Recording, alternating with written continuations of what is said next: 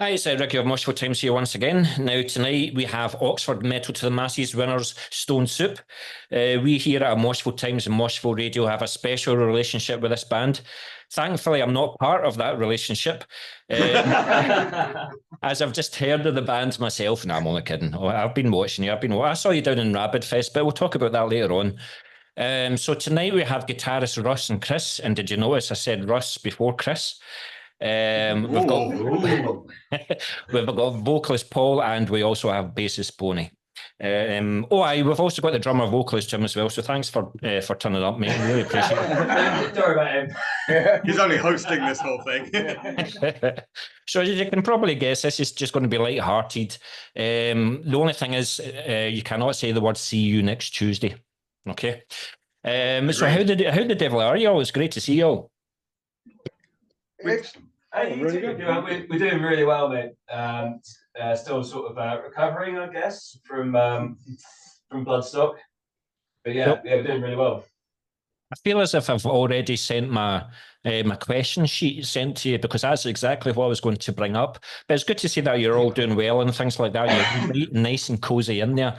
But how was Bloodstock for you all? How was it like walking on to the new Blood stage and seeing hundreds, if not thousands, of people there? Mind-blowing. Yeah, fantastic, man. Absolutely surreal. Yeah. You get this little preview because you have to wander onto the stage before. You can't just wander out and start. So you're kind of like, you're looking out at everybody, but also trying not to acknowledge that there's anybody there, because you're like, no, this isn't the set yet. This isn't it. Don't look at us. We won't look at you. But at the same time, yeah, it just, it was awesome. I remember somebody saying that to me, like when I had to do a best man speech and stuff. You don't look at the audience, you look above them. But yeah, you can't really do that when there's a good couple of thousand people watching you. That's it. You can't even imagine them all naked, because that's much worse. Well, certainly if they saw you naked, Chris, they would. Yeah. But what was it like? I kind of talked about Chris, this a wee bit with Chris on the radio last Thursday. What were the nerves like? Do you have like any superstitions before you go on stage? Like Paul, for example, you the vocalist, what do you do before you go on stage, especially something that size? I wander around just yelling. I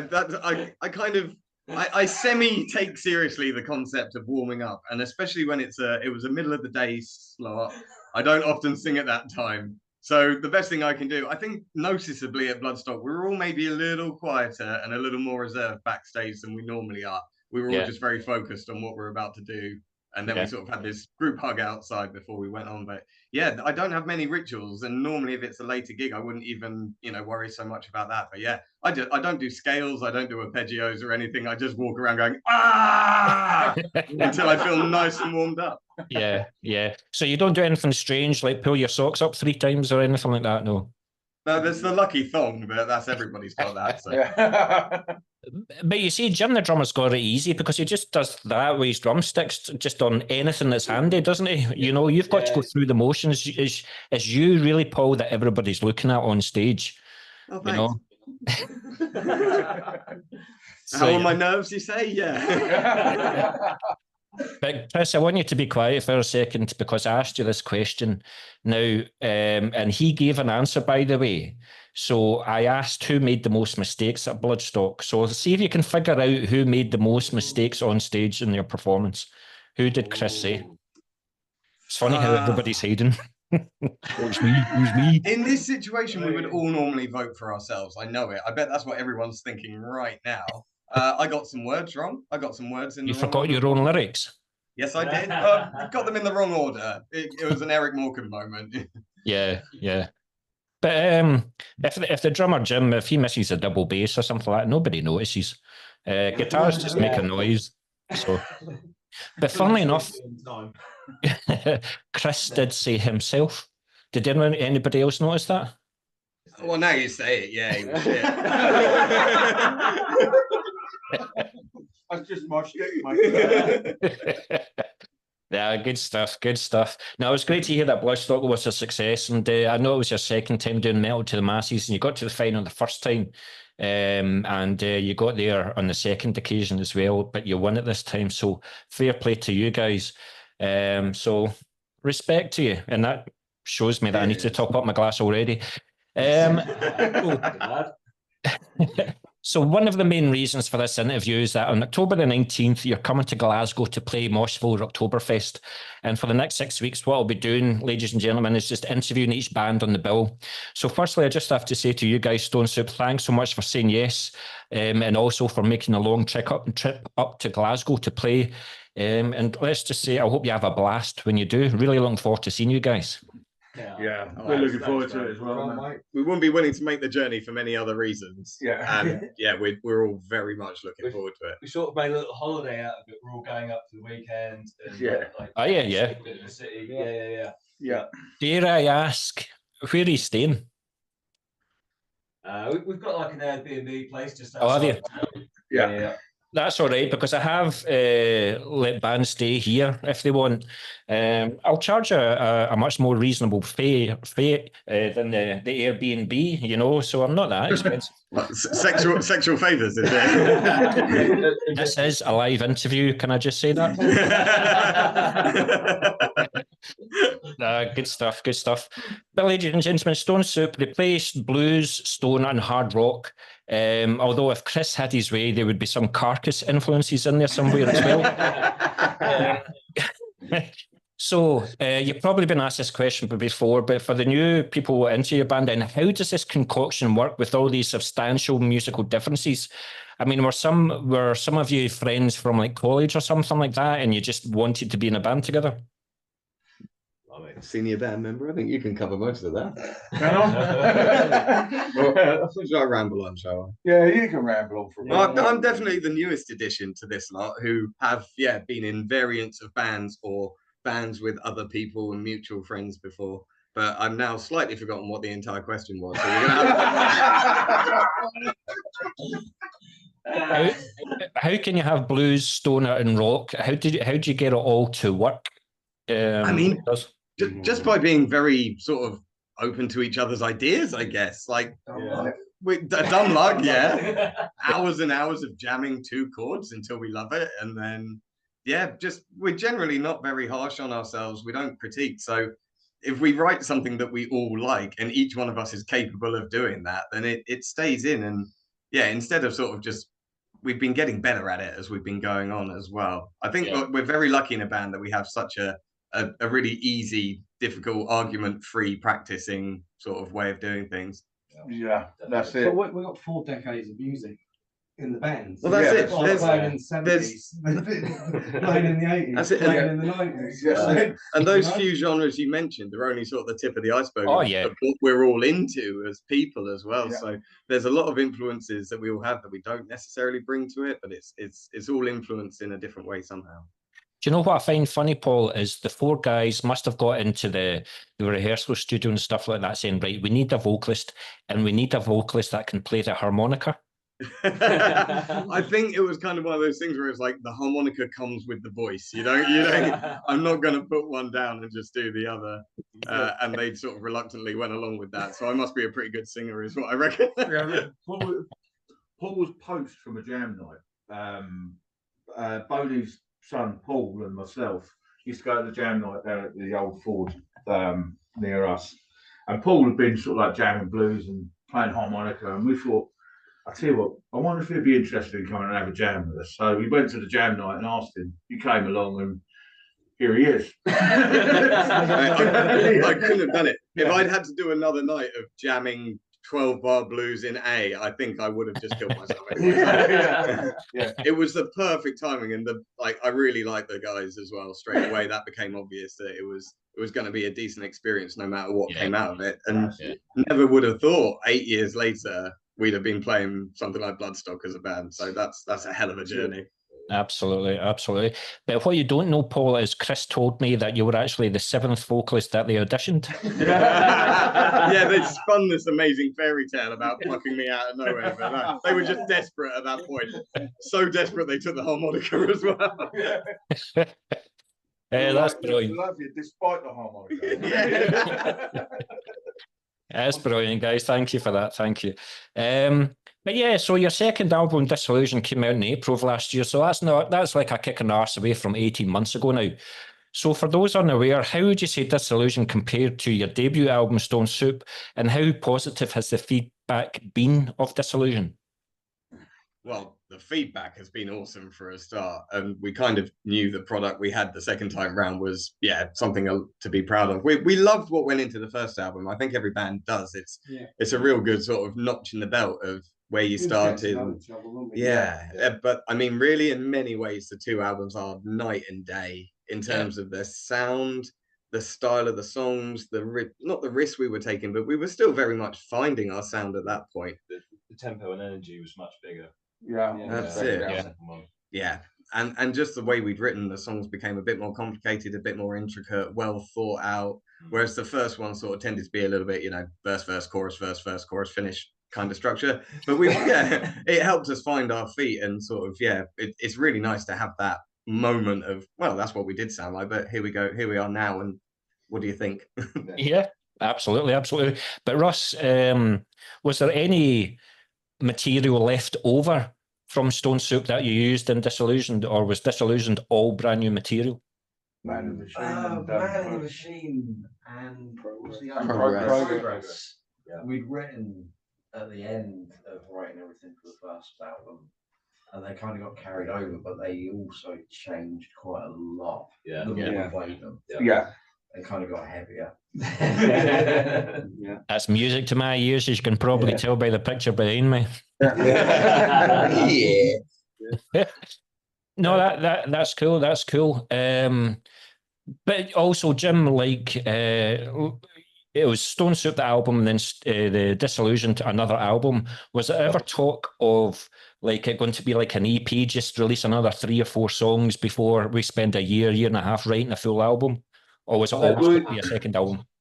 I think those songs were always going to be a second album for us. We've always just sort of been like the idea of releasing an album as like a collection of songs to be heard together. But we were looking to do an EP of a little set of songs that we very rarely played live. The Bastard Sword collection, as it's currently dubbed. And it's a set of 3 songs which are a little bit more, I don't know, a little bit more prog sort of doom sort of. No, keep it unreleased. Prog.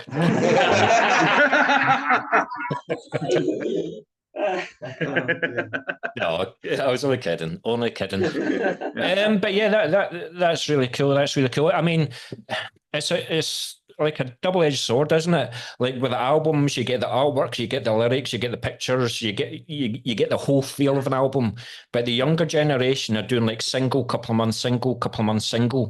You just don't know what's best, So it's sort of playing the Spotify algorithms, really, isn't it?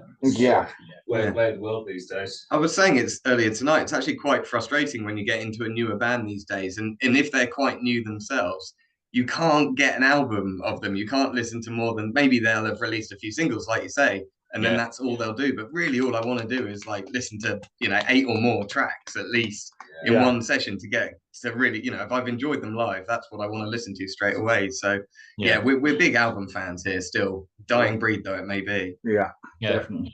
So we're going to talk about, in fact, I'll keep that question till later then. I got a wee bit ahead of myself there. But I said to Chris in our interview on the radio last Thursday as well, that I feel that you're currently on the crest of a wave. And since your appearance at Rabid Fest, I've noticed your growth and opportunities have grown quite considerably since Rabid Fest. Would you agree with that? Yep, definitely. I mean, it's still not a feeling of sort of security with it, it's an upward trend, like you say, but we're still, nobody still quite knows exactly what's around the corner. We have got some smashing gigs coming up, like you say. The one in Glasgow is definitely one on our, that's going to sort of help us get over Bloodstock a little bit by playing something like that so soon. And we're doing another couple in between, but like you say, I think we all feel that we're on this incredible wave and the momentum since, like you said, since Rabid Fest, and then going through Metal to the Masses a second time. The way we're playing and the way we're being received is getting, we're noticing a massive uptick in that as well. So, but like you say, like I said as well, it's like, it's still okay. Let's not get too complacent. We're not expecting any sort of magical gold envelopes to drop on our doorstep anytime soon, but we'll keep ourselves hopeful. So you're still going to work tomorrow morning, then? That's what you're saying? Unfortunately, taking a shit on my boss's desk may not have been the best thing on before Bloodstock. But unfortunately, know that numpty Mark Shelley, who's getting a wee bit more known in Oxford and stuff like that. Shout out to him on his Monday show and stuff. But when he was saying like the Metal to the Masses final, the room was absolutely packed for you guys. In respect to the other bands as well, it wasn't as much so. So it was kind of like an easier decision as to like who was going to win that night. So again, it gives me an excuse to have a wee slipper of Jack Daniels. So thank you. To our good health, yeah. But yeah, I don't know. It's like I said, it's almost been like 18 months since Dissolution. Looking back on it, would there be anything that you would like to change about it? Do you feel that Chris's guitars are too loud? No. Is there anything that you would change about it? Like, are you happy with everything still, or do you just wish if you had the chance to re-record vocals in a certain part or whatever like that? I think there's certain things that we have talked about before that we would do differently when we go into the studio again, like getting you in the room with your different stuff for the next album. I don't think I'll change anything about the art. Oh no, that's what it sounds like. It's the way we record. That's it. I don't think it's very productive or helpful to be sort of thinking about it in that way, because there's no way we're not all going to have little thoughts about things that could have been done. But that album, as it sounds, is quintessentially, it's caught the moment, it's caught where we were, it's caught the step up, and it's also left room for maybe some for the next one we know what we're going to do differently, if anything. Well, I'm going to come on to that as well later on, but was it a case of like you only had a certain amount of time with Dissolution, so you didn't have the luxury of like being in there for a week or whatever like that? Did it in a weekend. I don't think that the album would be what it is if we'd had more time to do it. There's no way. It's good. I think we had to do it, and we did it. For our first time in a real studio environment, we absolutely, I think we probably outdid most professional bands who've been recording and touring for decades. Because we all did it. Jim in particular, when you're tracking drums first and you've got 10 to go, you start thinking by the third drum track, oh boy, this is really going to take some time. And Jim absolutely nailed each track on the first go. And I don't think there's many professional bands who can say their drummers done that. And then of course the rest of us all had to sort of follow that sort of deliverance. So sorry. So you're basically saying that Jim's the only professional in the band? I mean, Jim chose to be a professional that day, is what we're saying. Of all the times. That doesn't always happen with you, let me tell you. That was incredible. It was like a machine. So like I say, it's almost 18 months old, and maybe you're even sick of playing most of the album. But what have you guys been up to writing since then? Because I may have to refer you back to the Carcass influences that Chris is wanting to bring in.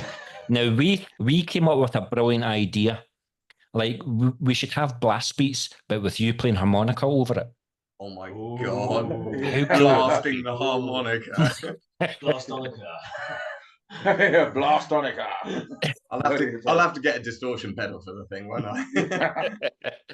So what have you been writing since? Because I'd imagine like a couple, well, maybe half of the album, most of the albums are a good few years old. So you've had time to write since then. Do you have anything in the works, anything planned? Yeah, well, we're definitely not afraid of playing new songs as soon as we think they're ready to go. If it's a song that, especially like you say, if you can get bored of your old stuff, then I don't think it's a major crime to go out and perform a song that people can't listen to, can't download. They're still going to remember that live performance. So we have continued writing, pretty much since the album came out and we'd got through with the Metal to the Masses and everything. And as soon as each song's rounded off and finished, we've started playing it. So we're about... Are we four songs that we regularly gig now that aren't recorded and will be going on the next album? You could say that 2 of those songs were written for Metal to the Masses. We needed some heavy songs. We needed some new songs. We played all of the other ones. So we wrote them. And it may have said you something. Could probably say it about all 4 of them. To be fair, they were all 4 that played. Yeah. Metal to the Masses did have an influence on our writing after that for sure. We wanted to write crowd pleasers. A slight curve. Yeah. Yeah. Well, that's a revelation. Well, there was some heavy bands around us. Yeah. Puts in the mood to be a bit punchy. Yeah, that's right. Yeah. But it's exactly true what you said there, because I've been a judge at the Scottish Metal to the Masses in Edinburgh for the last 2 years, and there's a band that got to the final twice, and they played the exact same set, exact same songs, and I was like, Yeah. great as the band were the first time I saw them, they were that close to getting through. But the second time I just went, there was nothing new there, and I just went, okay, in a year. Yeah. But yes, where the hell am I in my questions? I do say that I ask a lot. But going back to the recording of Disillusion then, how was the recording for you all? I mean, did it take you a good few goes before you were happy with your own performances? Or was there a song that you had to record over and over again? I can imagine Chrissy's fucking solos. You know. Yeah. But was everything like you mentioned about Jim and the drums just nailing it? You know, he probably just done half a shift and then buggered off home because he didn't need to be around you guys anymore. But what about the rest of you guys? Was there something that you just didn't feel that quite confident with, or was it plain simple for you guys as well? It was kind of for me. It was kind of simple. I knew exactly what I was going in there to do. We've been playing them live for a while already. We've done quite a lot of gigs around that time. We've rehearsed a lot, so it's quite. Everything was quite felt natural, yeah. We were well on top. It was the right time to record, I think. You know, there's a couple of little bits in there. Going back to the previous questions, a couple of little bits I listened to and I go, yeah, that's changed a bit now. but that's how songs evolve. You know, do you change it back when you play live then? Sorry? You change it back when you play live then? I do it hell. No. Like I say, songs evolve. You know, that snapshot in time is like Paul said. That's where we were. Yeah. You know, and now live, these songs have evolved. I mean, playing them against the album, they're like snappier, punchier. There's a lot more to them. If we play songs from the first album, they fit perfect with these songs, whereas the albums next to each other are a little bit different. Yeah. So sort of. That's right. The fundamentals of the songs are always still there. I think we just had a little fun with it. You know? That's right. Yeah. I think what really helped the process as well was we'll shout out to Ross Walker Productions because he did the album and he was really good. The relationship we had with him during the whole process was so relaxed that you know we did it the way we did it. It might have been slightly different. It was new to us. But Ross was so, you know, he was really easy to work with and we loved what he did for us. So, yeah, with Ross Walker Productions, people, I'll give him credit. Does he give you subtle hints as to say, like, is that how you really want it to sound? Or are you sure that's what you're looking for? Yeah, definitely. But I think that's part of the job, isn't it? Do you want to have another go at that? Oh, that's the passive aggressive one, isn't it? Yeah. Well, let's do another take of that so that we've got a couple to compare. Lucky I didn't record that. Yeah. Do you remember spending his mind a little bit? Because in most recorded metal bands, which are sort of like super precise on the click and very measured, and then we come along doing these 9-minute long songs. Yeah, we're just smashing out in sort of one take. Just go, yeah, that's about it. Yeah. We did break him a couple of times because I like to double track my vocals on an album as well. And every vocalist in the biz will tell you, and every mixer in the biz will say, okay, well, you listen to your first take in your headphones and you sing along to yourself. And I said, no, I don't need to do that. And he looked at me as like, I'm sorry, Paul, you do need to do that. And I said, let me do it without first. And then if it's not going well, we'll do it. And he couldn't quite believe, but I am a robot when I sing, and I delivered the two takes exactly the same each time without able to hear myself, which is I don't know if I could do it again, but yeah, we broke the rules a little bit. So the guys know in the band that you just sing the same tone the whole way through the album then? Sebastian Bach, for example. I'm consciously starting to switch it up live a little bit now just for that reason, because I realised that at the time. Yeah. And do I do it this every single time? Anyway, that's what regular rehearsal will do to you. Yeah. No, but good stuff. I mean, it must have been funny as well. I mean, I think Chris is the only musician that when he arrives at a recording studio, he's got a rider provided for him. Yeah. But, M&Ms. Yeah, so carrying on with the theme of, so for those eagerly awaiting, you've mentioned about 4 new songs then. So for those that are eagerly awaiting the new material, how would you say it compares to your early material, and in particular Disillusioned? And do you think that you've found the sound that you've been looking for with this new material, or you've just progressed as musicians, as a band, or have you tried new things? I want to say it's all of those things. I think we've done all of that. I think we've definitely progressed as a band through the Masters competition. We've definitely progressed as a band. We always want to write new things. We're always writing sort of new original tunes. We've started trying anything. Just to see if it'll work. We've started finding new boundaries to push. It seems to work. We have a lot of fun when we write, don't we? That's right. We're a jam band, I think. We always have been, and we just love making the racket together and seeing what falls out of it. I wouldn't say it's an evolution of the songs, but I think it's an evolution of what we now decided we like about the songs we write, the kind of the feeling we want to get out of a song, or the the emotional bits of it, and the way it works like that. That's what we've been developing for album number 3, I think, is picking up on what people react well to, what we really like about the other songs we've written, but different chords. That's it. There's a bit more energy to the new stuff, because we found that if you throw energy at a crowd, they throw it back at you in spades. Absolutely. Do you know what? Yeah, I'd say we're going to, on average, each song on the new album is going to be half the length of its predecessors as well. We've reined in the long rambliness of a lot of them, but then there's going to be a few coming back on the album. It hasn't gone. It's just at the moment. We won't forget our more chilled influences. That's for sure. Are you going back to the verse, chorus, verse? I don't think we ever will. I think that's it. We let that hurdle after we'd managed to write a couple of songs with a bit more of a different structure. I think we all started going, well, these are our favourite songs, actually. So we sort of carry. I try not to get too repetitive now. So who is it? Is it Russ or is it Chris that sends riffs to you all at 4 o'clock in the morning saying, this is the best riff I've ever written, you need to listen to this? Both of them. Yes is the answer to that question. Yes. But to be fair, so does Jim. Sometimes we get obscure drumming noises sent to us on WhatsApp. Come on with this, what do you think? It sounds like you're kicking a bin down the stairs. Do you live close together? Live close together. Do you rehearse? Do you get once a week, once a fortnight or something like that? So this bond just gets stronger and stronger all the time. I mean, it's a pretty solid lineup. You've been the same for a wee while, have you not? Yeah. We practice once a week, every Wednesday.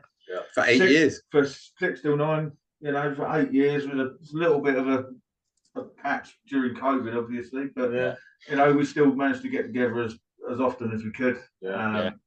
We hang out quite a lot as a band anyway outside the rehearsal. Well, exactly that, So, did you go through that stage in the rehearsal room where you had tape, you had a rectangle, and you had to stand in that rectangle and not move? No, well, Chris would just let one rip and then it wouldn't matter anyway. There's not enough tape in the world. Wait, I'm allowed to have my tape. Oh, thanks, Ricky. You've ruined the tape thing. Jim didn't know he was allowed to be free range. But what I particularly love in a band is more than one vocalist. So what is really cool is that drummer Jim also does backing vocals. Now, I don't know if it's just small parts or if it's quite a lot, but was this a conscious decision to have another vocalist? And why can we not hear Chris's dulcet tones in the songs? Well, I don't know. This might be one of the few ones where Chris hasn't had a microphone necessarily in front of him for some reason or other, I suppose. But I think I love Chris being up there with his guitar, man. I don't think he should have a mic stand in front ruining that. He wanders off. So he can be need someone to carry the mic after. But with Jim, I guess it got to the point where it was something that was crying out for, especially when we got to the studio and I double tracked my own vocals. I was like, well, how do I make the big bits even bigger? And Jim had always been, asking. I've been giving him little bits to try and vocal stuff, but I've got to admit, it's got to be hard for a drummer. I certainly don't have the left brain, right brain to sing sing words and try and get some sort of rhythm out of myself either. So I appreciate that. But there's still a few bits from the album which live I still have to try and wrap my head around. Yeah, doing them at the same time.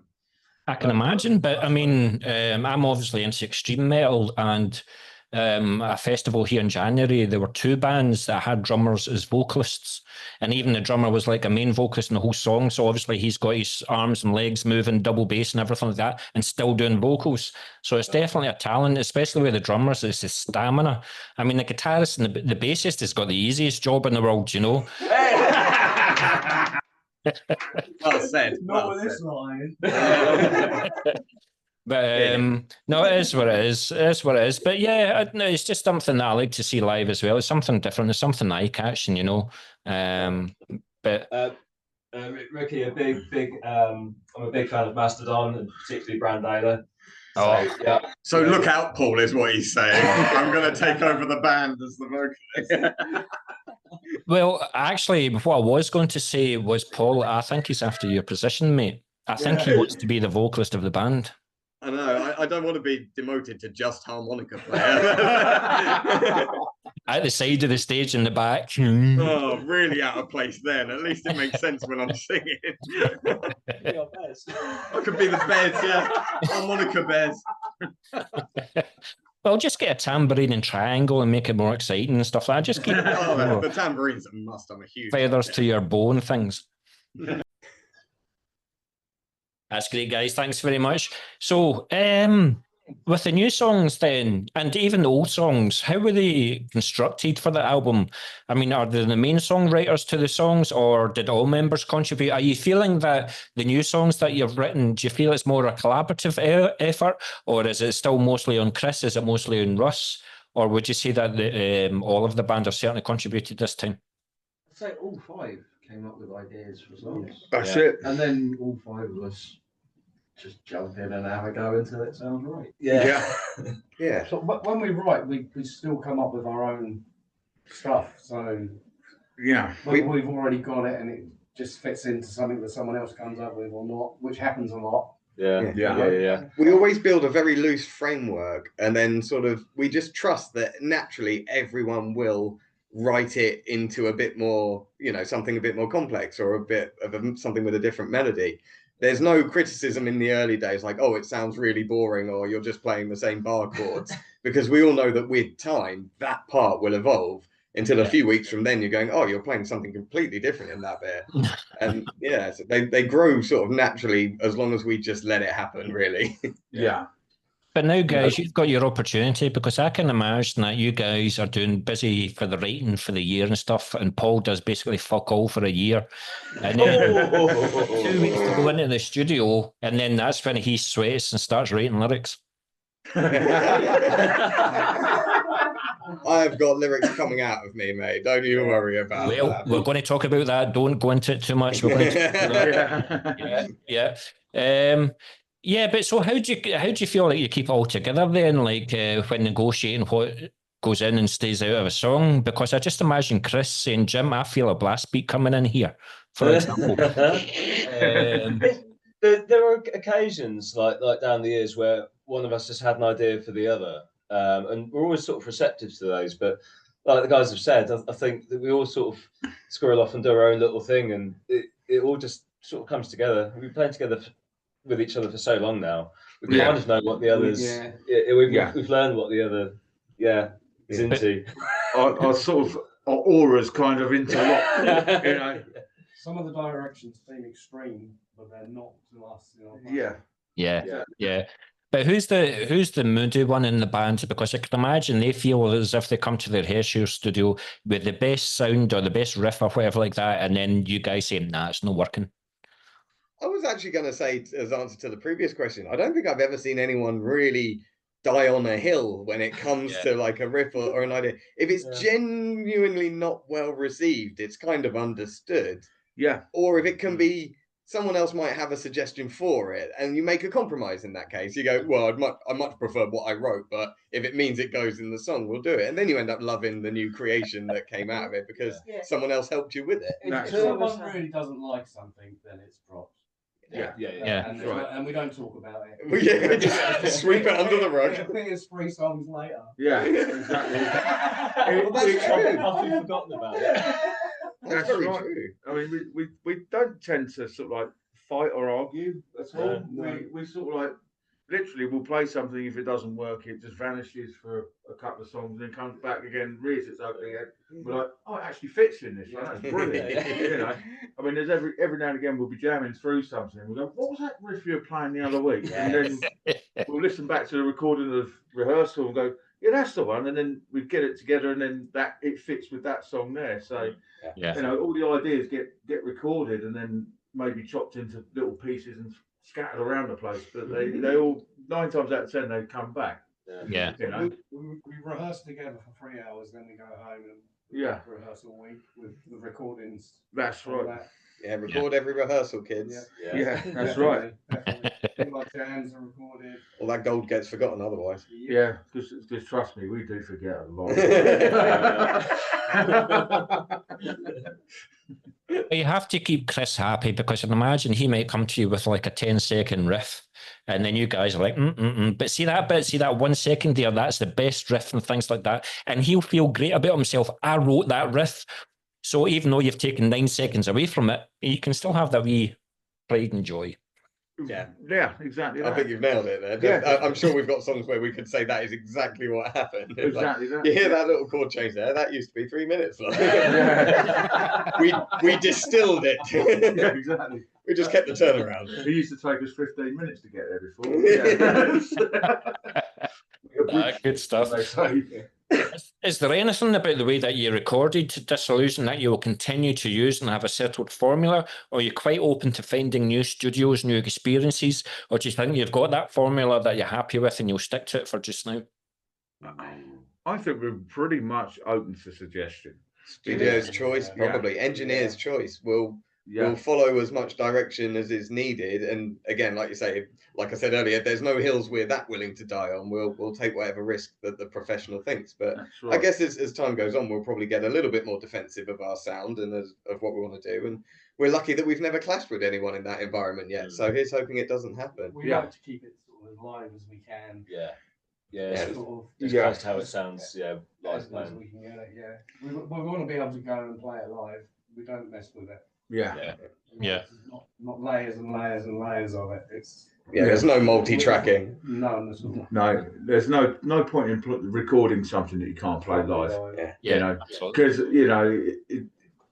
if you layer it up and it sounds fantastic, you then go and play it with 2 guitars, a bass, and a set of drums. You're gonna disappoint people. You know, I've seen it happen so many times over the years. Yeah. So if you do your next album in the same way as you done the Disillusioned and with the same people, you'd still be perfectly as happy, because that was damn fine sound, by the way. It was. Yeah. Ross did a great job. He did. Yeah. We can only hope for another product that good if it comes from somewhere different. He's set a high bar, but I think it was good for us as well. It was, you know, my first time in a studio in that way anyway, at least a semi-professional environment compared to the little shed in my brother's garden where I also like to mess around with music. So from a rookie point of view, I was more than happy with what it was like and how it came out, but I fully accept it might not always be quite such a breeze, and there might be more conflict if we go to a much bigger name or a much bigger operation. We'll have to find out, I guess. Yeah. Do you think that's, I'm just actually thinking there, do you think that's where the guys in Stone Soup discovered you?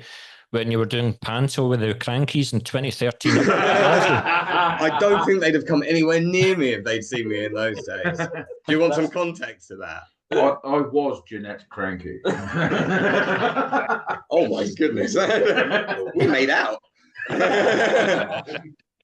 Hello, Jeanette, if you're listening. But what about label interest? Are you just quite happy staying independent and releasing stuff through you, DIY or die? You know, it's a huge theme up here in Scotland. Extreme metal, for example, death metal in particular, old school death metal is huge at the moment, and it's DIY or die. Are you quite happy doing that as well, or has there been label interest in you guys?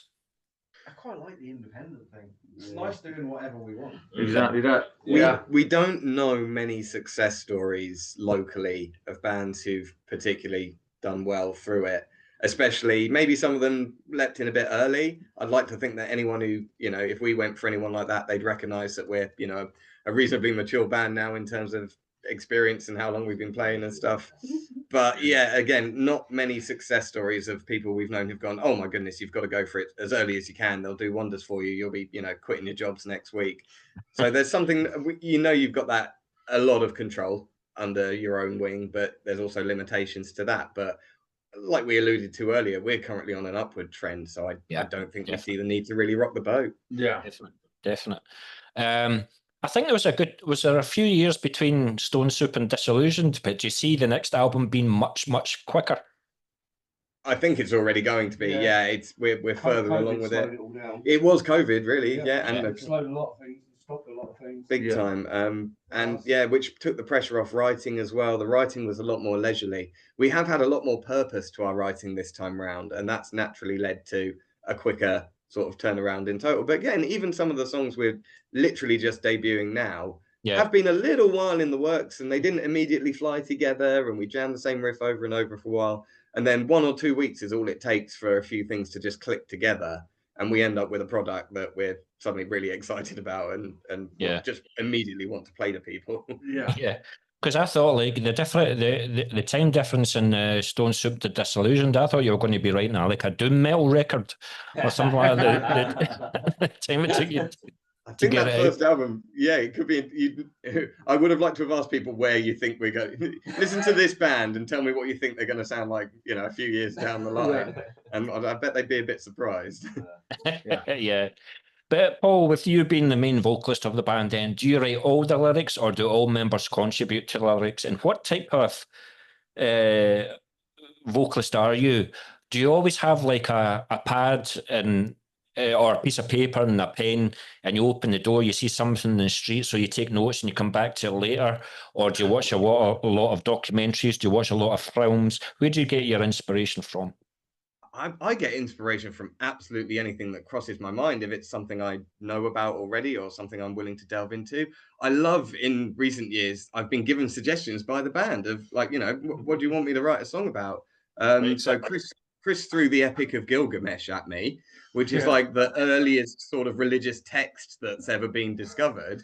So I spent a few weeks. Were you like, keep it light, Chris, keep it light? Nothing simple, but I've also been writing lyrics for a long time before I was in the band as well. I've always sort of had a passing interest in it, and good with words to the point of fascism and Nazism with grammar and stuff like that. But I really love the writing process because I'll just challenge myself to try different things. I used to start by listening to the music, and suddenly I'd hear words in the music and think, oh, this song sounds like it's about this. But then after a while, you think, well, okay, well, I want to write a song about this. So now I've got to wait for the right riff to come along and think, oh, this sounds like the riff I needed for this idea that I had. The most recent one we've done, The Elephant's Foot, is about the Chernobyl nuclear disaster. And I've had that idea floating around in my head for about 12 months now. I knew some of the lines that were going to be in it. I knew some of the rhymes I wanted to use. And I was just waiting for a jam or a practice session to sort of reveal a riff that suddenly went, here it is. And lo and behold, you ever thought about writing a fucking love song or something like that? You will never, ever get any kind of ballad or, it's just, trains. I can write about trains and ancient religious texts and nuclear disasters. Three-legged wizards. But three-legged wizards from the Isle of Man. Another song idea I had was to write about the Manx flag, the flag for the Isle of Man, which is just I know I've got family out there, so I knew the story. And again, it's like quite 3 of our songs are folk tales. We're a folk band. Sorry, we've just realised this. But it's interesting when I speak to vocalists, because some of them, like I was joking, they don't do anything until they hear the music. But some vocalists, like I speak to Kwondo even, and he's got like 15 songs already written for like whatever they do next, and he just waits for the riffs to come in and say that's where that comes in. So it's just a question I like to ask vocalists, what they prefer. Definitely. I mean, that's the approach I have, but nothing gets written down. But there's a lot floating around in the brain a lot of the time that's just ready to. Once I start writing an idea that I've had, it pours out of me very quickly. Yeah. It only takes a couple of weeks to refine, and then a lot longer to learn. So the guys might give you like topics to write about, but do they actually come to you with a draft or a chorus or something like that? It's been threatened. It's been threatened, but it's never manifested. How you use the word threatened? Well, because it's like I don't know why it's not happened. Maybe I'm such a because I've never had to sort of ask them, guys, I'm really stuck. I really need what rhymes with purgatory. But I know that at least Chris and Wendy for sure, and probably Jim, and I don't know about Bonnie's lyrics, but I know that these guys have thought about words and thought about the songwriting process in that way. Yeah. But I guess what I've always done is delivered something that's made them go, fair enough. Okay, all right, you've written a song about wizards. Okay, we'll go with that. I normally leave it until it's too late. Just don't take the notice of what you're singing. then we record it and when we did the album, they didn't know half the words to the songs until we recorded the second album. Still right. I kind of see it in the same way that we treat each other with the instruments, though, because like I'd never come to like, not that I could write a guitar riff, but I probably wouldn't tell Chris to play an entire section. It's more like we're like dropping little ideas and like, here's a thought, you go run with that and see what you come up with. Yeah, it's more that sort of thing, like doing that to each other. I bounce off of Jim definitely when I'm thinking about the backing stuff. I throw ideas out there as well, and that's. But Jim, when he does want you to bring your vocal parts in, is it sometimes difficult for him to portray how he wants you to sing them? Got me. No, I don't think we struggle too much with that. It's debatable whether I'm capable, but we're not reaching too far for like perfect harmonies and stuff like that. So it's when Jim boosts his voice and really has a lot of energy behind him, it's very complimentary to how I sing as well. Yeah, and that's on the album. It really there's certain points where you can distinctly hear a different voice going on. Yeah, even though it's a very he's shouting it. And do you see it coming in more, or do you see the other guys coming in more, or anything like that? Or Chris can't fucking sing? I know Chris has got some chops, but I really think Chris has found his home as our, wandering guitarist, absolute nutter. Without, again, the mic stand would hold him back for sure. Yeah. And I don't know, Wendy and Boney seem quite happy not doing any shoe-ops or la-la-las in the background. So. No, good stuff, man. Good stuff. He's talking about a Britney, Mike. I don't think so. I am not Phil Collins. I'm not Britney. But we're almost approaching an hour in this interview, and I'm afraid I'm going to have to tell you about a complaint. It's about the artwork for Disillusioned. It gives me a fucking migraine. You're not wearing your 3D glasses when you're... But yeah, so I was going to ask, like, who was it again, a DIY thing, or did you get somebody to do the artwork? But I'm always interested to know. So it was a DIY thing, because I'm always interested to know, like, what you give the person that does the artwork for you. Do you give them the whole songs? Do you give them the lyrics? Do you just give them the song titles and say, just this is what's in my head, this is what I want you to do? Or are you just going to go, aye, well, he just done it, didn't he? Do you want to know the big secret, Ricky? Go for it. So is this an exclusive? Yeah. So we effectively fished through some of my old holiday snaps where I've taken photos of random stuff, put loads of weird filters on it, and ta-da! Yeah. you've got album art. That answer is not on brand for this band. I don't know what is. Yeah. But I would say though, but for Stone Soup, was it Luke, wasn't it? Oh yes, yeah, Luke Earl. The first album was designed by our good friend Luke Earl. We couldn't do anything that good.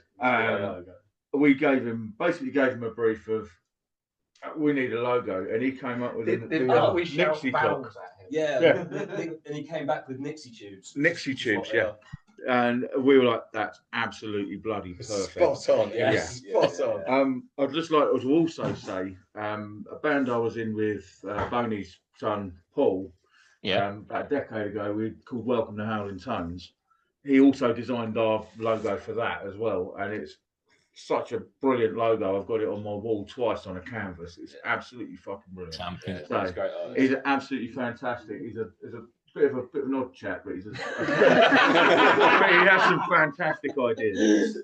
I guess the thing is, where we don't argue so much musically and about what the album's going to sound like, it could get far too easy to go into different people's ideas of what they reckon good album art consists of. Yeah, that's something that we'd all probably be a bit less willing to compromise on. So when that photo popped up and it was just such a random picture, this decapitated deer's head in the middle of the desert or something, we all looked at that and we all went, well, if we all like that picture, then why don't we use that? That would be absolutely perfect. And I think you can't overthink these things too much, especially we'll never get to a decision, honestly. Yeah. Look at Deftones CD artwork. Yeah, exactly. We'd end up with something so obscure and we'd have overthought it and it wouldn't have worked. So lovely, bright, weird, trippy picture. Perfect. Yeah. But do you see yourselves, like, because of the recent success, do you see yourself having a wee bit of a bigger budget when it comes to like recording as well as artwork? Because please don't get like a cover like that again. We'll turn the contrast down. The next one's going to be like, we're going to go full psychedelic. Just oh dear. I guess it's a bridge we'll cross to when we come to it, especially because the album isn't finished being written yet, so there could be a theme that presents itself that we lean towards. More likely, though, it's just going to be another case of what is an image that we all agree is a pleasing image and not out of context. And we'll maybe tone down some of the lurid colours for you this time. If Thank you. Do not use AI. Oh, no. Oh, God, no. No place in this band. No. I don't think so. Unfortunately, there's a couple of the top artists in my genre that have been using it, and they're just getting absolutely slaughtered because of it, But it is what it is. Feel about them. Do they have to jump on the trend or drown under it? Or I have no idea. It must be a bit of a tricky one. Nah. No. Oh, I know where morally I stand on the issue, but still, I'm trying to be empathetic. Get somebody local to do the artwork for you, like you have done before, and get them to do it again. Get them to do it again. Definitely. But I've only got a few questions left, so thank you so much for your time and everything. I do appreciate it. But we're going to continue on the visual side of the album. You guys are also not shy when it comes to releasing music videos. So from the album, you released Iron Horses, Disillusion, and Purgatory. That's right, yeah. I take it, will that be the end of the visual cycle for this album? Yeah, we've run out of money. We very, very much depleted the funds with some video work as well. And do you know what? It was only, we didn't even think about it for the first album. Never even crossed our minds. And then the second album, Wendy had done so much, so Russell, I don't know which you prefer for this interview, but he'd done so much work on the social media side of things and, became a quite authoritative voice about, look, these are the right things to do. Ross had steered him in a direction with it as well. Ross was in touch with Gav. There you go, Ross. And it became apparent that it's like, guys, we've got to do something. We've got to do something. We don't, again, it could have been like, well, we're not going to sit down and try and bang out exactly the vision we've all got in each other's heads, because as a band, we'd never settle on anything in time. And recognizing that, I think, is very important. You've got to not get hung up on that kind of stuff. So we said, look, we'll have a loose idea. We'll go to some cool places. We'll make it more about the, the close-ups and the visuals in that respect, more than like massive thematic, insane videos. Although us wandering around Waverley Abbey for the Purgatory video is pretty good. That was good fun. In the dead of night. In the dead of night. Funnily enough, the Purgatory video is the one that I'm going to be talking about. Because what I found funny was where everyone climbs through the wall to get to the bit where everybody's doing the bit, and then Chris comes through the wall and he's got a can of fucking Stella. I love that bit. Excellent. So you've noticed the theme. Oh, yeah. I think there's a can of Stella in both the other videos as well. Like where's Wally? You just got to look. That's right. But you play in a darkened room, and then there's still Chris in the background with like black shades on. There's no sun in here, son. No, but fair play. Good video. So who's the guy that comes up with the ideas for the videos then? Who's the one the visual side of the band? Who's the one that comes up with ideas? Turn up on location and do it. Panic last minute. Yeah, we basically shout turn up and random do it. words at Gav and hope that he comes up with an idea for us. So let's say we rely heavily on the editing process more than we do on the. yeah. I don't know. It's kind of weird to say, but I know a lot of bands wouldn't want to openly admit to stuff like this on an interview. But it's just you can get so serious with it, and you can spend all your money on it. And I mean, we're kind of also living testament to the fact that we haven't had to do that, and we're still experiencing a decent upward trend of success. Yeah. No one's been banging on us, about saying, your video content's lacking, or there should be more stuff like that. And so that's okay. Maybe it'll be a thing. Maybe it won't. But again, we dipped our toe in it with the second album, and you can be sure that if anything, if we do it again, it'll be better. And that's what we reckon. That start where you can and move on from there. Yeah. But how many takes was it for Chris to actually get through that wall before that was he didn't get stuck? Just one. Good stuff. Yeah. Listen, I've got 2 questions left. But you're playing a 40-minute set, and saying that you're going to play like 6 to 8 songs, or you guys, it'll be 3 songs. 3.5. But say you've got 6 to 8 songs to choose from, and I'm going to ask each and every single one of you, what's the one song off the set list that you're looking forward to playing the most, and why? There's something on that song that you just love more than any of the other ones. So what's the one song off that set list that you're looking forward to playing the most, and why?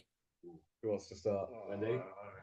Has anyone got one? Fuzzy Brain. Right, Boney. Fuzzy Brain. Well, question then, why? Because I really like rocking out to it. I really like rocking out to it. It's one of them songs that you just sort of get. Is it a particular section in the chorus or something like that, or what is it that does it? Right the way through it, I love it. It's just one of them songs. It starts off really uplifting, and then the second half of it's just like head falls out. Better watch out, guys. He's getting a hard on sitting there. I've been there all the time. As soon as he said Fuzzy Brain. Who's the next? It's Fuzzy Brain for me as well. Because I just love Can't it. all say Fuzzy Brain. It's just literally, it's the one where I just get to Let your hair switch my down. brain off and just go for it, Yeah. And I love it. Every single last note of that song, I love it. The energy, the whole, it's just brilliant. Absolutely brilliant. Do you know, Chris, I see you with that green guitar, right? And we're going to talk about the guitar in the next question. But Right. I see you and I'm like, you shouldn't be playing blues, stoner and rock. You should have a wee side project with extreme metal. You are Stop trying to make him do it. guitarist. I'll try and find a copy of an album I recorded with a previous band, Front Towards Enemy. Okay. I was playing bass on that one, but it's kind of heavy. It's kind of heavy. It's kind of metal. I mean, there's also Messiah of None. That was heavy as well. That was proper sort of kind of hardcore, post-hardcore type of stuff. It's mellowed. I've just mellowed over the years. I've settled into something that I can, I can just cruise along with and, have fun. Do you know what's funny, guys? He wants to do an old school death metal show on my radio show on a Thursday night, and yet he's coming out with this crap. Split personality, right? There's going to be sonnets on the next album. Yeah. I still like rattling my brain with some Exorder and Good stuff, man. I do like him, guys. I do like him. Not much. But, What's your favourite song, Jim? Me? Yeah. At the moment, I'm really loving Elephant's Foot for 2 things. The machine gun snare rolls, I've been particularly enjoying them. And in the sort of dropout section, I'm playing this paradiddle diddle sort of around the toms, and I quite like my brain just drifting off in that, which is cool until I lose where I am. wait a minute. Let's go back to the machine gun. Yeah. Right, so do you think this is something that you're going to bring into the new songs then? I've been sort of trying to push my playing. Well, always have, I suppose. I'm going to throw in a thanks to my drum teacher, John Duff, from the OCM. I've been going to him for years, and I keep sort of trying to push my playing along, play faster, more intricate fills, doing more interesting things on the drums. So yeah, for sure. Yeah, going to keep having lots of fun and doing quicker and quicker. I'm gonna say a song that people can actually listen to for some reference, because I think the one I look forward to doing most, even if it's not the favorite song or whatever, is Epic, because from a vocal point of view, I like the bits of that I get to really push. The second half of the songs in a slightly odd time signature, which I love being able to sing over. There's at least two of our songs have got odd time signatures, and I love, as a vocalist, trying to find a nice melody to run over the top of it that doesn't sound awkward. Yeah. So Epic's a really good one for me live. It's got a really brash opening, really lots of energy to start off with, and then it settles into this heavy off-time signature bit at the end. And I've also managed to distill an entire Bible's worth of religious doctrine into a 7-minute song. So lyrically, it's very refined. Well, do you know something? I learn something new every day. I didn't know that Stone Soup was a Faith No More's covers band. Oh, no. But never mind. And yes, last but not least, what's your favourite song, mate, and why? I reckon Iron Horses. Because me and Chris get to dick around on stage. I love that. That's so much fun. Yeah. You would have seen us do that, Ricky, right? Yes, of course. I saw you at Rapid Fest. Because I saw. I mean, there wasn't much death metal at Rapid Fest, but I was looking for the heavier side of things. But then I saw you guys. And I saw you with the harmonica, and I was like, and you were playing to packed room, and I was like, you guys are something different. So listen, I listen to extreme stuff, but also listen to dark ambient. I still listen to The Cult, for example. Yeah. I still like my 80s stuff, Duran and Adam and the Ants, all that shit. So I'm open to new stuff, and you guys were definitely new. Hence the question: would you like to play Glasgow Rocktoberfest? And here we are. And a resounding yes as well. Yeah, exactly. So unfortunately, I do have to say we do have a relationship. As much as I can say it. But yeah, champion. Listen, it's been an absolute blast. I've not been feeling too great, but you know what? You guys have cheered me up. It's either that or the Jack Daniels I've been drinking tonight. So it's one of the two. Surely us. But I hate this part of the interview because it's the time where I turn the microphones over to you and you musicians talk about the instruments and the amps and the pedals and everything that you used for the recording of the album and what you're looking, maybe even live, and what you're looking to do for the next album.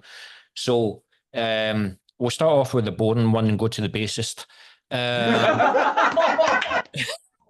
4 strings or 5? So what's your setup, mate? What's your model? What's your amps, your pedals, and everything like that? What have you got? My bass amp is a custom-built bass amp based on a Fender Bassman. Yeah. 58 Bassman. I use an EQ pedal. You're 4 or 5 string? 4. I do play 5 as well, but not in this band. Not anymore. In another Tried band, it. but I used to play 5. So you wouldn't bring the 5 to this band?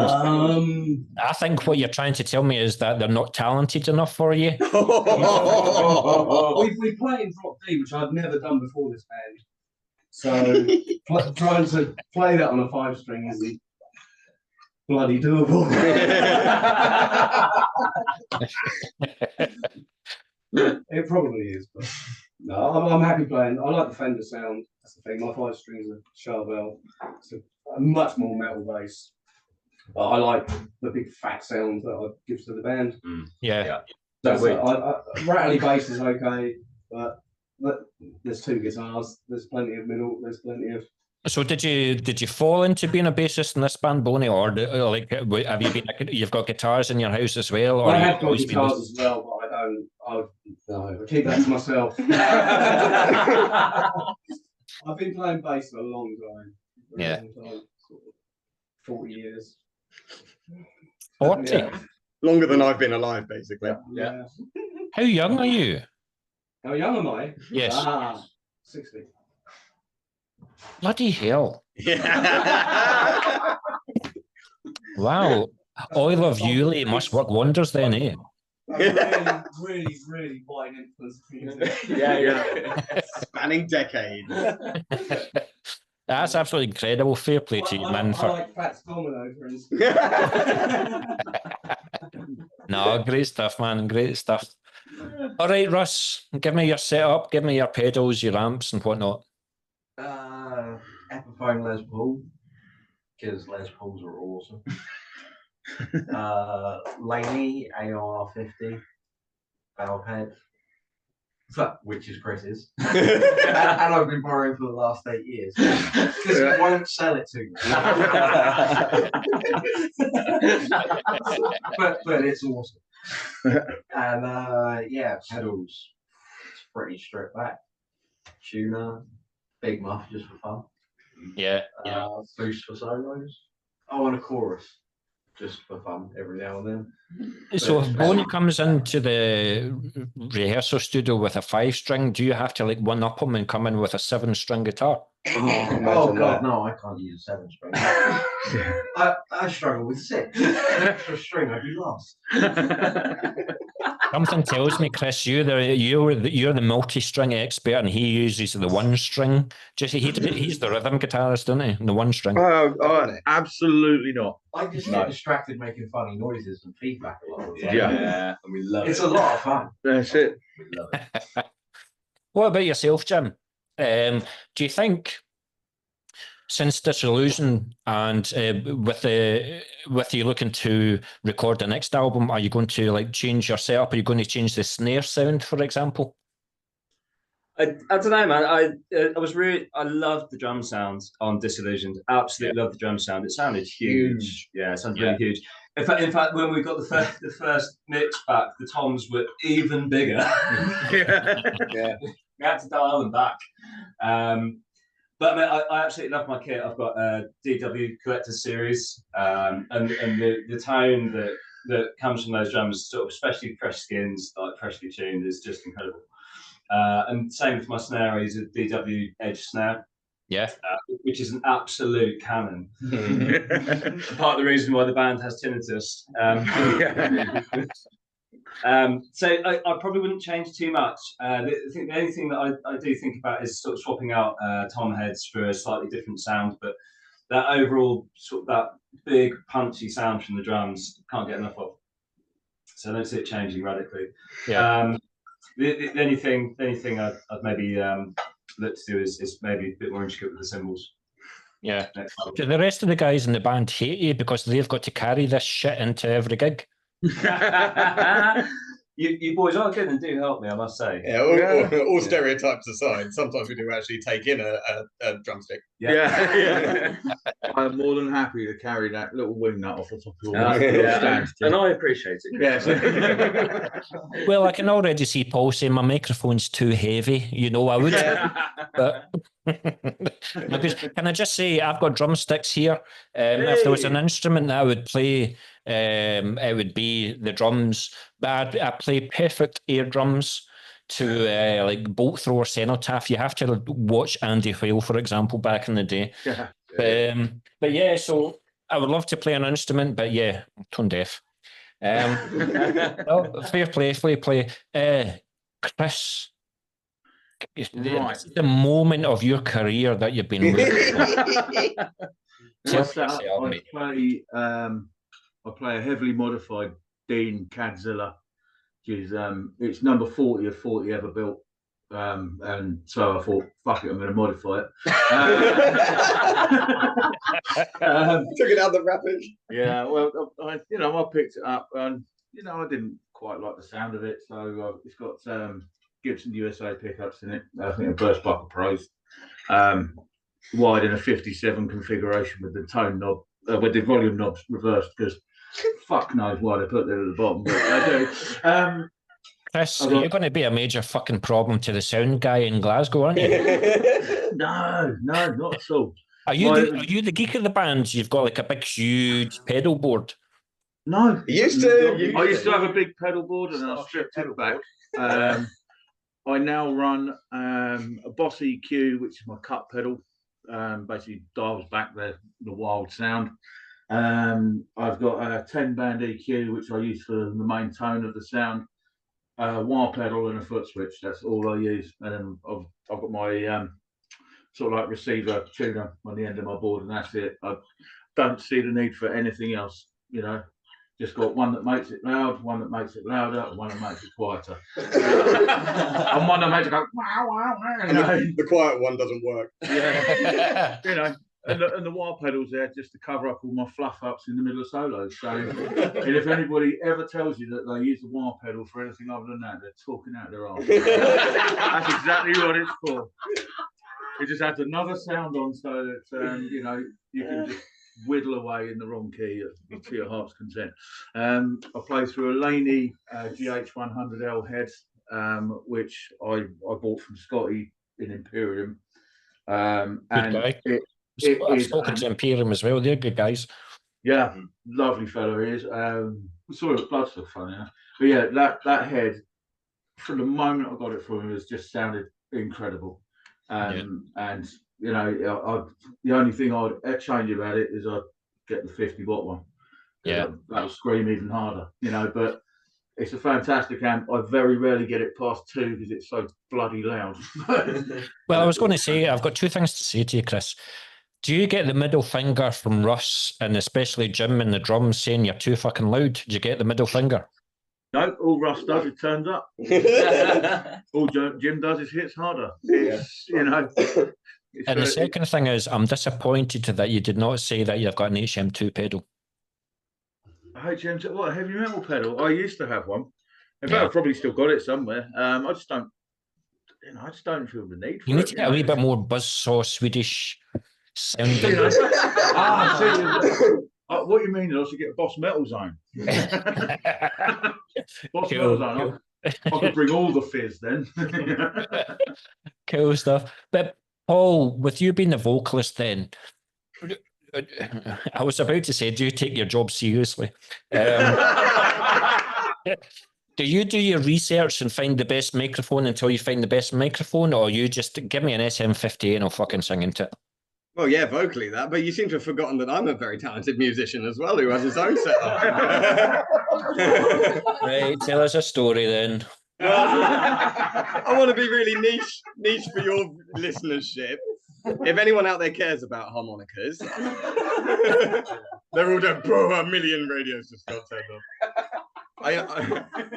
Lee Oscars over Honers. I've got 10 Lee Oscars and 2 Honers. I carry them all with me everywhere, so 12 guitars for every 12 harmonicas for every gig. Sure, what happens if you get mugged and that's the 12 of them gone?